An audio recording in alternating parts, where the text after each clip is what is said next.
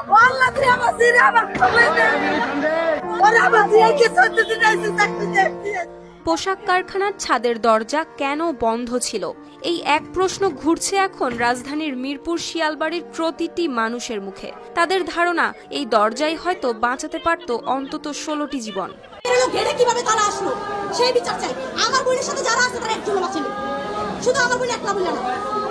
আমার কথা হচ্ছে গেটে তারা কিভাবে এসে লাইন সিটরা কিভাবে সুপারভাইজারের বাচ্চা বেরিয়েছে, তারা কিভাবে সুস্থ সবল আছে। রয়েছে আরও প্রশ্ন, যদি ছাদে তালাই দেওয়া ছিল তাহলে লাইন চিফ এবং সুপারভাইজাররা কিভাবে বেরিয়ে এলেন অক্ষতভাবে? তারা কিভাবে রয়েছেন সুস্থ?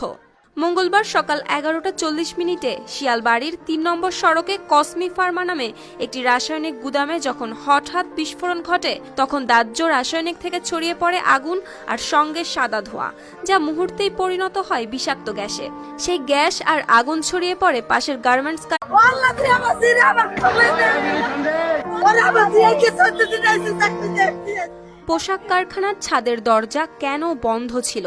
এই এক প্রশ্ন ঘুরছে এখন রাজধানীর মিরপুর শিয়ালবাড়ির প্রতিটি মানুষের মুখে। তাদের ধারণা এই দরজাই হয়তো বাঁচাতে পারত অন্তত 16টি জীবন। গেটে কিভাবে তারা আসলো সেই বিচার চাই। আমার বোনের সাথে যারা আছে তারা একজন বাঁচেনি, শুধু আমার বোন একলা বলে না।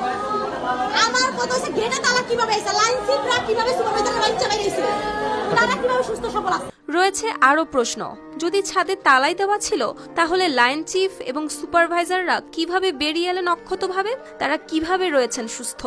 মঙ্গলবার সকাল 11:40 শিয়ালবাড়ির 3 নম্বর সড়কে কসমি ফার্মা নামে একটি রাসায়নিক গুদামে যখন হঠাৎ বিস্ফোরণ ঘটে, তখন দাহ্য রাসায়নিক থেকে ছড়িয়ে পড়ে আগুন আর সঙ্গে সাদা ধোঁয়া, যা মুহূর্তেই পরিণত হয় বিষাক্ত গ্যাসে। সেই গ্যাস আর আগুন ছড়িয়ে পড়ে পাশের গার্মেন্টস